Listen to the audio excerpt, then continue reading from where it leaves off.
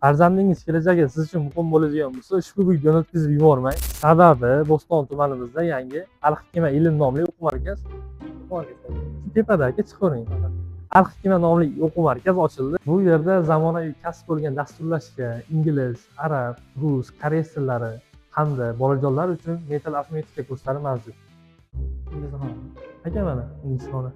Dasturlash tili o'rganayotgan o'quvchilar uchun bonus sifatida ingliz tili kursi mavjud. Qo'lda aka, siz nima bilasizmi? Qo'ldagi muhtamingiz.